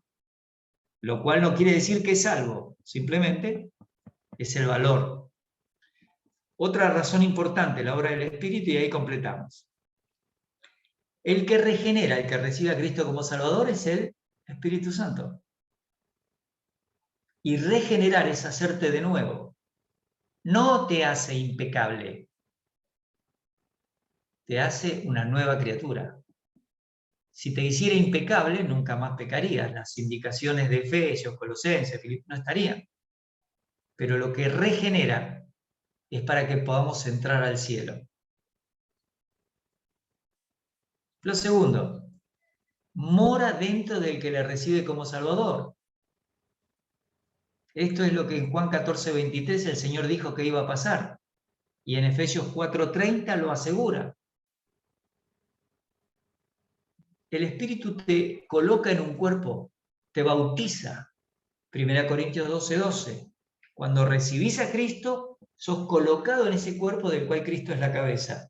Nunca se puede perder a alguien que es puesto por el Espíritu Santo, excepto que el Espíritu Santo no sea Dios, excepto que Dios sea mentiroso, excepto que la Biblia sea mentira. La verdad, ya en esa no podríamos hacer nada. Pero ¿alguien puede demostrar que el Espíritu no es Dios, que Dios es mentiroso? El Señor decía, ¿quién de vosotros me redarguye de pecado? ¿Quién me muestra que yo estoy haciendo algo mal? Y nadie podía mostrar que tenía pecado. Y 1 Pedro dice, el cual no hizo pecado ni se halló engaño en su boca. Entonces, tenemos demasiados versículos en la Biblia para confiar en esta persona divina que es el Espíritu Santo. Efesios 4:30, te sella por la eternidad. Si te fueras al infierno, Él se va al infierno con vos. Es las arras, la primer cuota que nos asegura que el pago de que vamos a estar con la herencia en el cielo, eso va a suceder el día de la redención, pero es el primer pago, las arras. Es tu primer cuota que te asegura que Dios va a completar el pago. Este era un término, el arrabón, el arras, era un término para hacer un acuerdo comercial. Venía una persona de otro país y compraba en el lugar este donde estarían los griegos que estaban vendiendo determinada mercadería. Entonces le decía, porque tenían seguro y todo, decía, bueno, esto es la primer cuota de lo que te voy a pagar cuando me entregues la mercadería en mi puerto. Y salvo un accidente en el camino, eso se entregaba y la persona se traía el resto del dinero.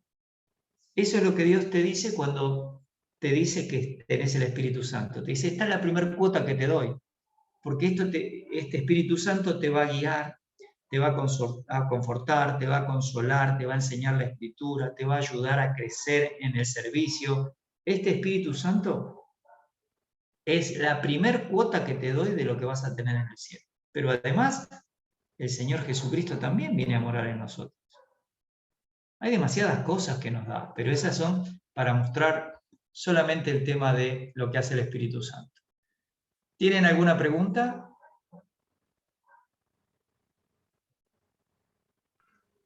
¿Alguna pregunta, hermanos? Uy, 21:25. Bueno. Hay una pregunta en chat, pastores.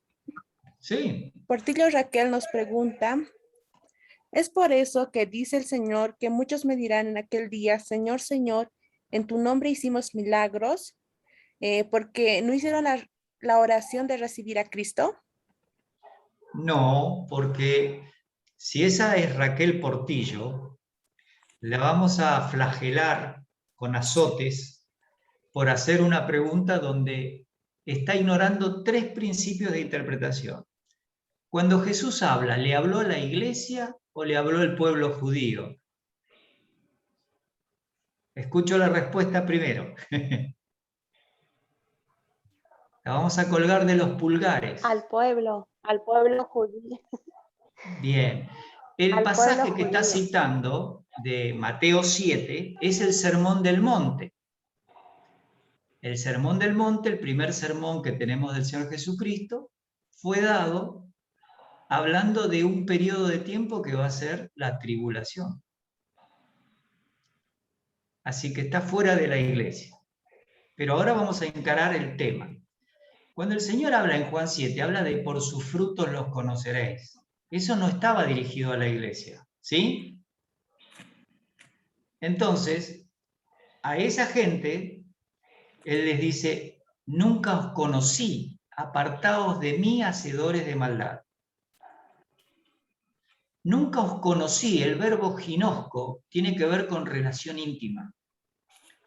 Cuando Jesús ora en Juan 17:3, dice, esta es la vida eterna, que te conozcan a ti, el único Dios verdadero, y a Jesucristo a quien has enviado.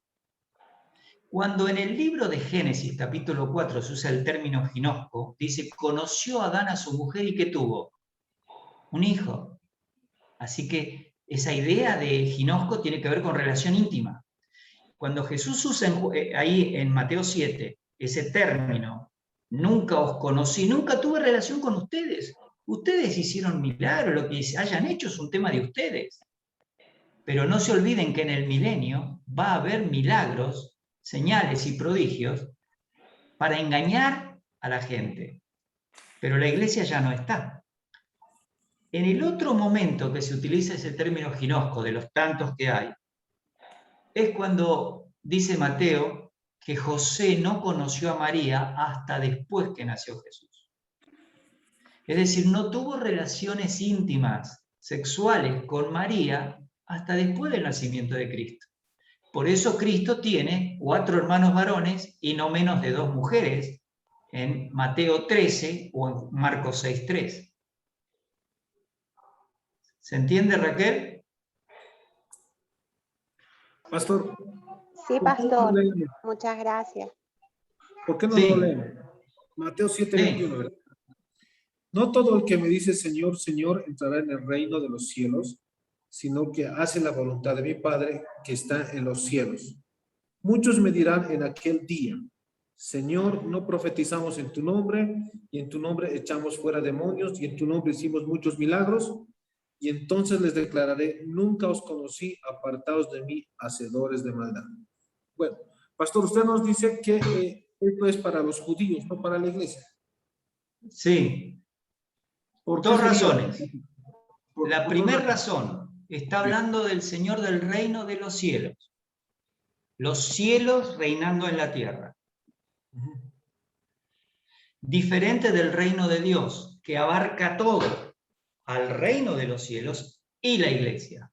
Pero en ese tiempo... Cuando nos habla del reino de los cielos, cuando habla, a ver, yo por lo menos he entendido en escatología que no es lo mismo reino de los cielos y estado eterno.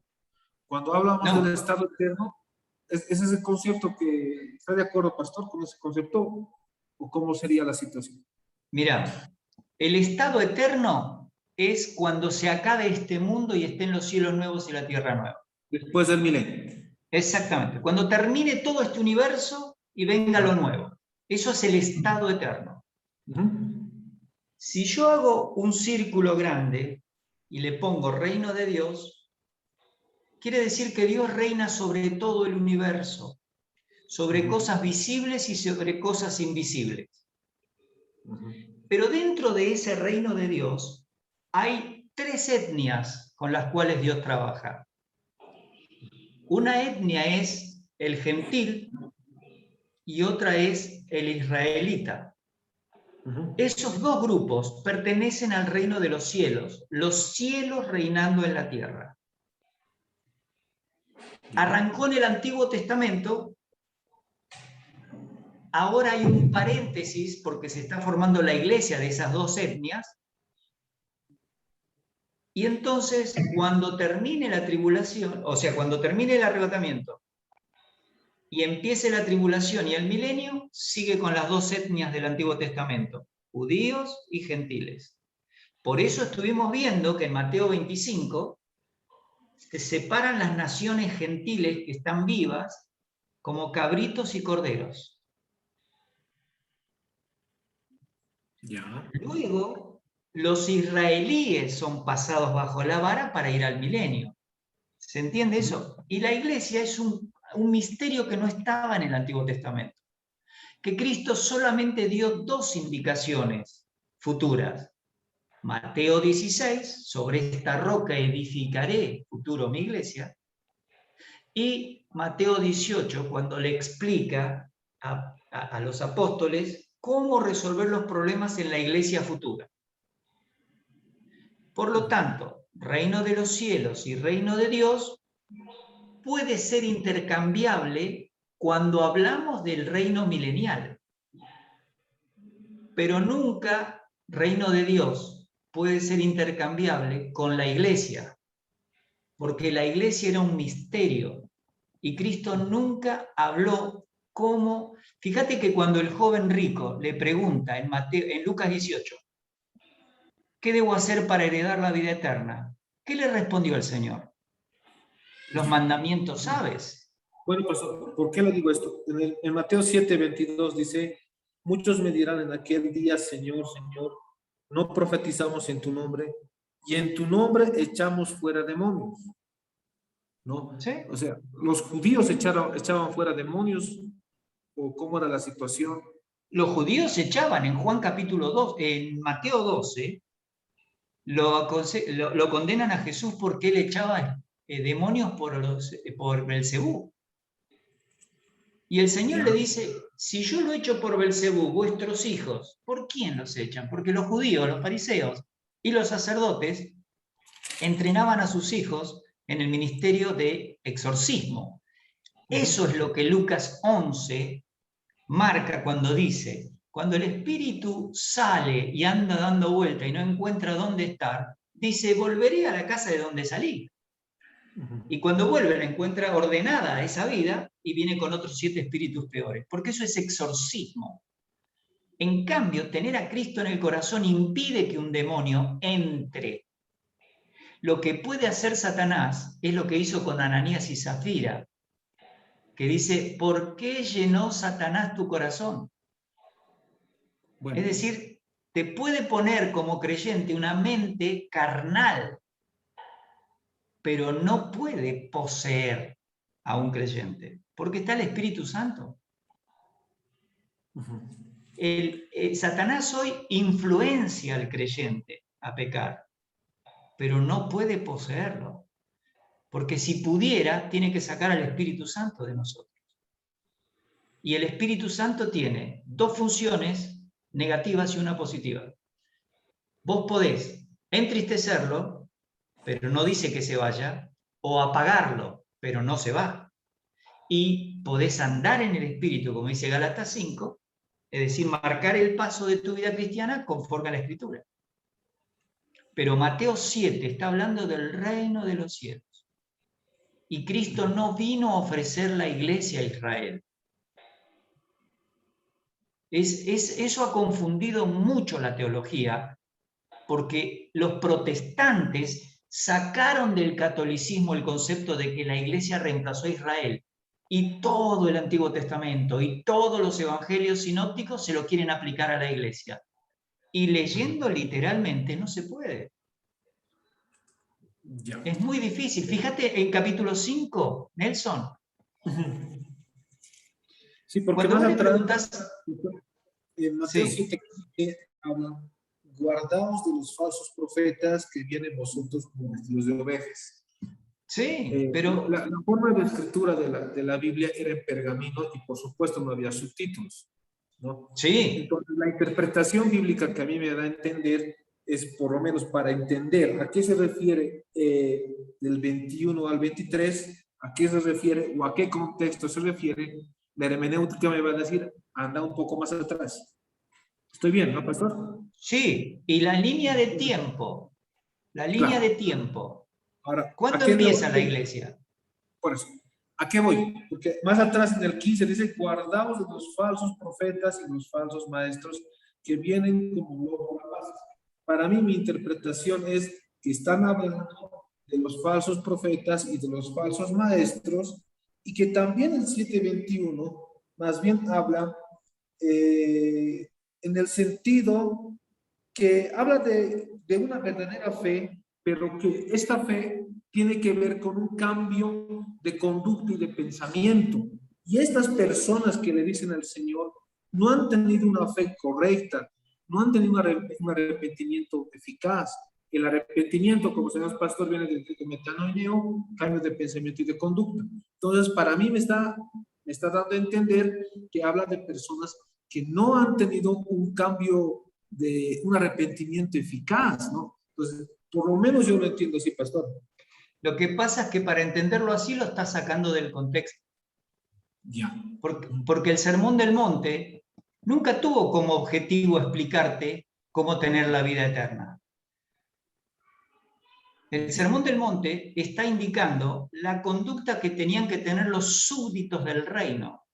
Si Jesús es el Mesías, en ese reino entran los niños, de los tales es el reino de los cielos, y cuando uno ve la explicación se da cuenta que es lo que recibe en el reino como un niño.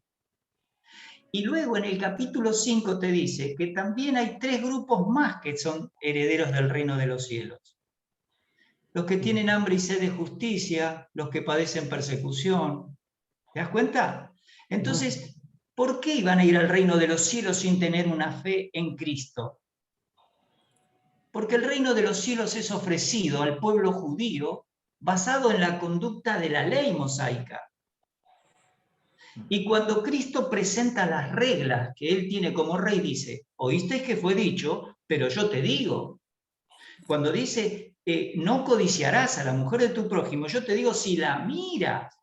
O sea, si vos cometés adulterio, quebrantaste la ley, pero yo te digo que si la miras, te tenés que sacar el ojo. Ahora, ¿vos viste algún pastor que se sacó el ojo o se cortó la mano? Claro, por supuesto que no es así. Pero, porque es una hipérbole, pero entrar al reino de los cielos, dice, no a la iglesia. Y el reino de los cielos no es la iglesia pertenece dentro del reino de Dios, pero está separada. ¿Te acordás de Hebreos 12? Os habéis acercado a la Jerusalén celestial, a los espíritus de los justos hechos perfectos, santos del Antiguo Testamento, hasta el momento de Pentecostés. A la iglesia de los primogénitos que están inscritos en los cielos. Esos somos nosotros, no es el mismo grupo. Entonces, cuando dice, echamos fuera demonios en tu nombre, hicimos muchos milagros, sí. Eso está para los judíos, ese es el contexto. Porque en la tribulación van a hacer esas cosas. Ya. Ahora, ¿quiénes en este tiempo se puede echar fuera demonios? En realidad, hoy por hoy, los demonios se van por una conveniencia personal, pero vuelven. Pueden volver en el inconverso. Hablamos del inconverso. Hoy no hay judío y gentil. Para recibir a Cristo, cualquiera de los dos es sellado con el Espíritu Santo. Por lo tanto, no puede tener un demonio. Pero hay personas que hacen sanidades de la Iglesia Católica. Vos sabés que hacen sanidades.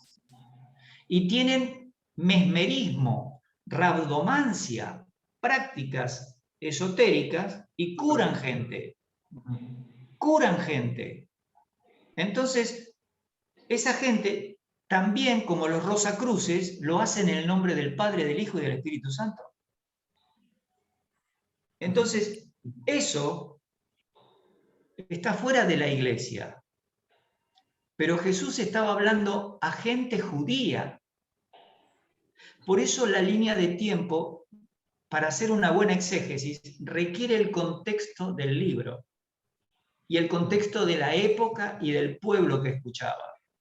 En cambio, cuando vamos a las cosas dirigidas a la iglesia, se nota que es hacia todos los creyentes. Algunos pasajes están circunscriptos al tiempo, como vimos hace rato en los dones, en los carismatas. ¿Por qué? Porque en ese tiempo era necesaria esa revelación. Pero hoy, si vos querés saber la voluntad de Dios, ¿qué haces? Tenés que abrir la Biblia y saber a qué libro vas a leer. ¿Vas a leer algo dirigido a judíos? ¿A gentiles? o a la iglesia?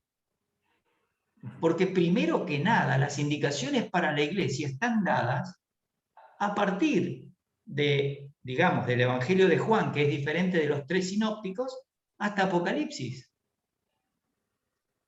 Y si la interpretación de esas cartas no es correcta, cualquier cosa del Antiguo Testamento te puede hacer confundir. Porque el Antiguo Testamento es un pueblo bajo la ley mosaica, que es disciplinado constantemente por Dios, pero es el pueblo de Dios. Vos fijate que desde el libro de Éxodo, o vamos a decir desde Génesis 12, hasta la obra de la cruz, muerte, sepultura y resurrección, siempre está tratando con el pueblo de Israel. Por ahí ocasionalmente se bendice una persona que no es de Israel. Eliseo cuando cura a Naamán, Jesús cuando dice muchas viudas había en Israel, pero Dios mandó a Elías a la viuda de Sarepta de Sidón, pagana. Entonces todo esto, ¿qué nos muestra? Que la escritura tiene que tener una hermenéutica muy ordenada para que yo no saque los textos fuera de contexto. Porque fíjate que habla de profetas y maestros. Pero cuando yo voy a 1 Pedro 3, dice que hubo falsos profetas y falsos maestros entre el pueblo cuando salieron de Egipto. Así que siempre hubo profetas, siempre hubo maestros, pero yo tengo que ver por el contexto a qué grupo está referido. Y eso, ¿sabés qué me asegura? Como cuando vos en abogacía lees una ley. ¿Estás hablándome de una ley penal? ¿Me estás hablando de una ley civil? ¿Me entendés? ¿Me estás hablando de la Constitución? Bueno, evidentemente, una ley provincial no puede estar por encima de la nacional. Y en la interpretación bíblica es igual. ¿A qué grupo está dirigido? Primero que nada. Por eso yo le decía a Raquel, este pasaje que estás leyendo, estás olvidándote del primer principio que tenemos que tener. ¿A quién fue dirigido este pasaje? ¿Cuál es su contexto? ¿Sí? Bueno, pastor, entonces eso es muy importante también. ¿Y por qué? A ver, esto ya para ir terminando. ¿Quiénes echaban fuera demonios? Los apóstoles, Jesucristo lo hacía, después los judíos, los 70 los o 70. 72. Ahora Pero ya no después tienen... ellos no siguieron haciendo eso. Ahora, cuando vamos a Marcos 16, ese pasaje hay que estudiarlo. Yo, si querés, hay 15 minutos, si tienen tiempo yo lo explico. 16, 17, ¿lo leo? Yo te lo cuento. En Marcos 16, el pasaje arranca diciendo que no creyeron a las mujeres de que Jesús había resucitado, que no creyeron los que vinieron de Maús en Lucas 24. Bueno, todo el mundo no creía. Sin embargo, el Señor cuando se aparece dice, estas señales seguirán a los que creen. Y todo el mundo ha pensado que es a los que crean desde ahí para siempre. No, porque Hebreos capítulo 2, que fue nuestros primeros temas de charla, demostramos bíblicamente con el griego que el Señor hizo prodigios, señales y milagros con los que oyeron, no con el autor de Hebreos. Porque es muy probable que el autor de Hebreos sea Lucas, y Lucas hacía milagros. Era el médico de Pablo, pero Pablo le contaba toda esta información, toda esta doctrina, y él aprendió. Lo escuchaba a Pablo disertar, estaba siempre con él. En Colosenses 4 dice, no quiero que... Yo tengo a estas personas para enviar de la circuncisión, pero no les voy a mandar a Lucas porque es mi médico amado, yo no lo voy a largar. Y sin embargo en Gálatas dice que él estaba solo y escribe con grandes letras. Por su oftalmía probablemente, que sea la enfermedad que tenía. Pero el orden de Marcos 16 fue para los apóstoles. Ellos por imposición de manos podían pasar esos dones como lo hacía el profeta del Antiguo Testamento. Eliseo le dio a Giesi, su criado, el báculo para resucitar al hijo de la viuda de Sunem. pero estaba limitado, de tal manera que el chico estaba con vida, pero no se movía. Estaba catatónico. Y va Eliseo, se tiende sobre él y lo resucita. De la misma manera que Pedro lo hizo con Tabita. Entonces tenemos que examinar toda esa información prolijamente para poder interpretar mejor algunos pasajes que, no por culpa nuestra, sino por los libros que se escribieron del protestantismo, nos han dado la idea de que toda la Biblia es para el creyente de la iglesia. Y se olvidan que hay profecías para judíos que están sin cumplir, para gentiles que están sin cumplir, y que nunca las vamos a apropiar nosotros. Bueno, pastor, el 16-17 dice, y estas señales seguirán a los que creen, en mi nombre echarán fuera demonios, hablarán nuevas lenguas. Bueno, importante, ¿no? ¿Por qué hablo de esto? ¿Qué haríamos nosotros los pastores si una persona juega con Ouija y está endemoniada? ¿Qué haría usted, pastor? Yo le predico el evangelio primero, porque si él entiende, a ver, te cuento cómo sería el caso. ¿Cómo sería la situación ahí? Tenemos a Ana María acá en la foto. Ajá. Y Ana María hace cosas de brujería, de endemoniada. Entonces, yo le digo al Señor, en mi corazón le digo, Señor, permitime que entienda el evangelio, porque si Cristo no entra en su vida, no puede tener vida eterna. Entonces le presento el plan de salvación. Y si ella, el demonio le permite escuchar y entender, y es una elegida, el Señor le da la fe para creer. Automáticamente cambió. ¿Por qué no echo un demonio? Porque no hay una forma de echar un demonio. Nosotros sabemos que lo hacían los discípulos, pero por autoridad delegada. Sin embargo, cuando bajan del monte de la transfiguración no pudieron echar el demonio de un niño que dice que era lunático, es decir, que tenía epilepsia probablemente. Claro, porque yo lo que he visto hasta el momento, cuando uno juega con Ouija, puede haber personas endemoniadas, bueno, que no son totalmente cristianas, y hay otras que son posesiones, sí, posesiones demoníacas. influenciadas o poseídas, sí. O poseídas, en las posesiones o poseídas, no tienen ninguna posibilidad, ya no están en sí las personas. No. Entonces, y si le hablamos de la palabra o le hablamos del evangelio, no sé hasta qué punto lo puedan entender. Yo confío en que si es una persona elegida, Nelson, Dios va a estar obrando. Para eso estamos, para llevar el evangelio. El problema es que exorcismo es solamente hacer que el demonio salga. ¿Y después qué?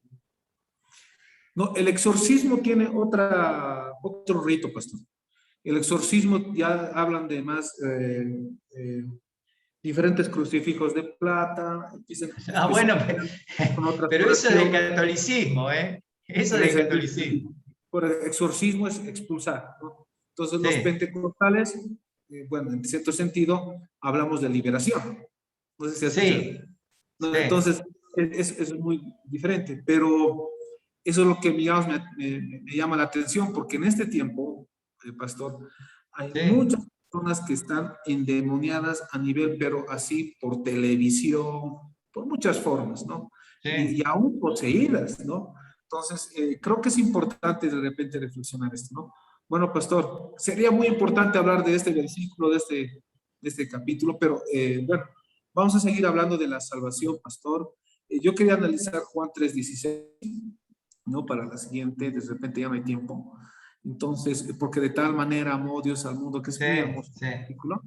Entonces, bueno, pastor, yo creo que lo vamos a ir haciendo en las siguientes sesiones. Bien, bien. Te agradezco mucho. Bueno, pastor, quiero bendecir su vida. Sabemos que en Bolivia lo están escuchando demasiado, ¿sí? Y que siempre estemos, la palabra del Señor es para edificarnos, para trabajar juntos, para que lleguemos a la salvación, ¿no? Y después la santidad, porque sin santidad nadie verá a Dios, ¿no, pastor? Exacto. Bueno, entonces lo quiero bendecir y saludos, pastor, y nos vemos el siguiente miércoles. Dios nos bendiga, queridos hermanos.